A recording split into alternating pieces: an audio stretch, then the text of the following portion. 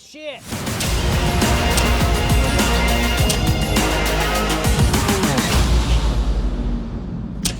Hey everybody, welcome back to the channel. We're doing part 2 of our Chinese carburetor versus Holley Brawler carburetor testing. A lot of people requested that we do one where we actually run them on a car.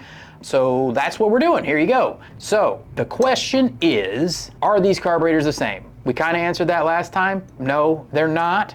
But how different are they, and what do you get for your money when you buy the real one versus buying the cheap one? Let's find out. So last time we pretty fairly determined that even though they sell this carburetor with the same part number as this carburetor, it's not actually the same carburetor. We highlighted some of the differences between them, and it was highly suspect just from that.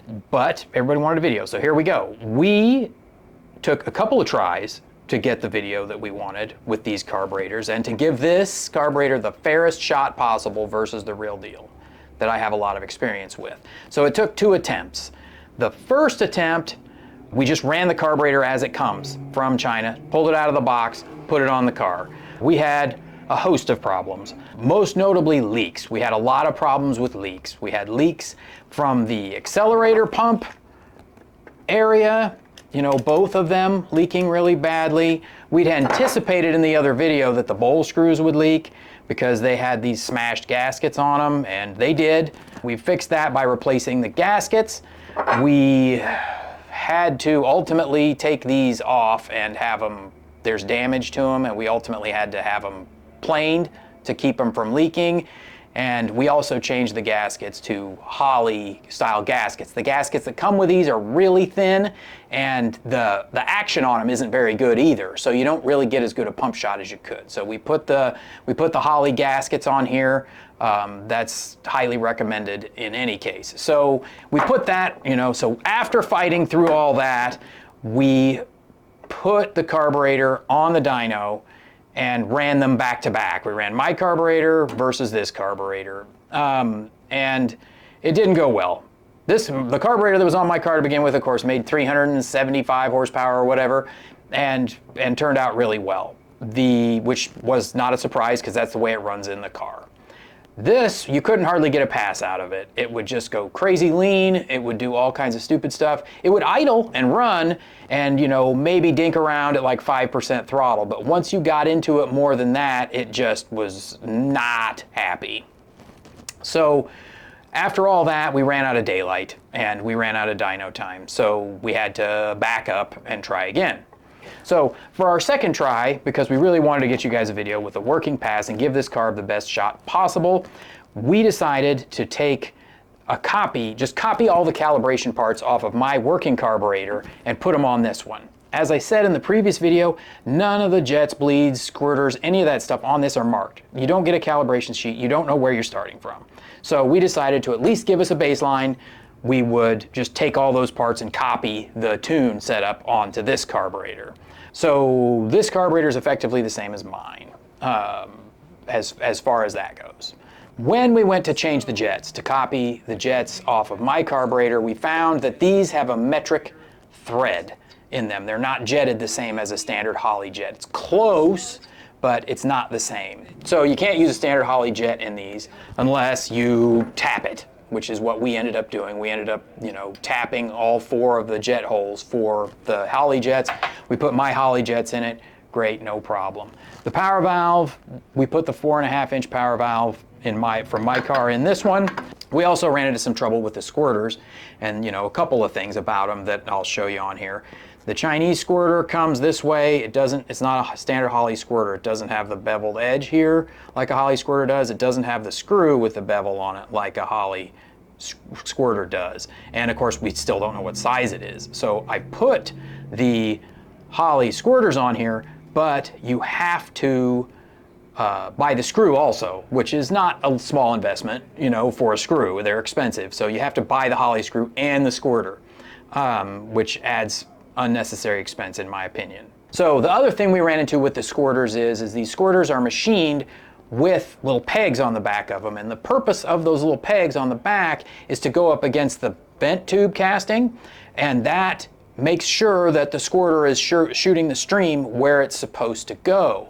The Chinese do cast that little holder into their squirters, but they put the screw in the wrong place so that they don't do anything. So it's on the user to try to make sure that these squirters are straight in the carburetor. And again, it is fairly crucial that you're giving each barrel the same amount of fuel and you're hitting it at the same place in the booster so it atomizes correctly. So that's, I mean, not a small problem. Long story short, if that's still possible, we made the changes. We changed the air bleeds, we changed the jets, we changed the power valve, we did all that stuff. We changed the gaskets for the accelerator pumps, we did all kinds of stuff to give this thing as fair a shot as we could. And we went back on the dyno. And it still did not go flawlessly by any stretch of the imagination. We had continued leak problems, which we then tried to address. We had a problem with the needle and seat not working, so we ended up having to change those, because what was happening was fuel was coming out of the boosters because the factory Chinese needle and seat wasn't great. But ultimately, we did get a pass. We put this one on again. This is the 650 BR-67255. We put that back on, we put that on my car. We did another baseline pull just to make sure everything was fine with the car.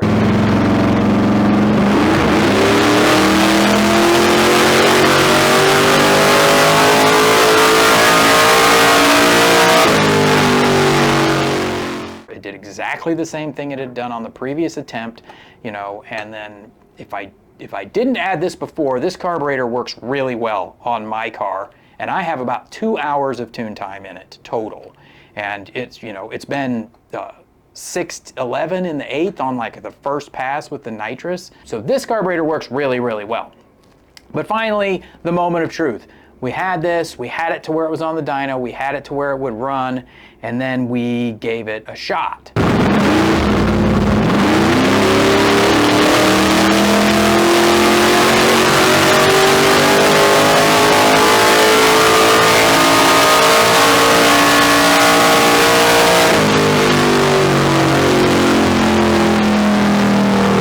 Seemed okay until you look at the graphs.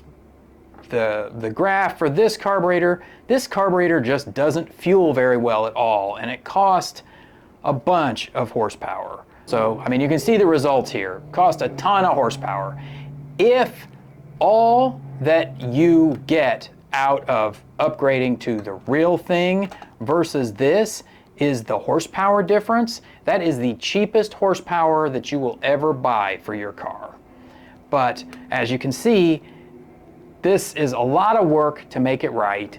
It is, and it still doesn't work that great, even after you fight with it and fight with it and fight with it. If you don't have a dyno, you're gonna be going, you're either gonna be running around on the road for hours, or you're gonna be taking multiple trips to the track to try to fight this thing. You can't have it leaking fuel at the track. You shouldn't have it leaking fuel on the road. And then you're just gonna, if you don't have another really well-tuned carburetor to copy off of, you're not gonna be able to do anything with that either. My final judgment on this is not worth the trouble.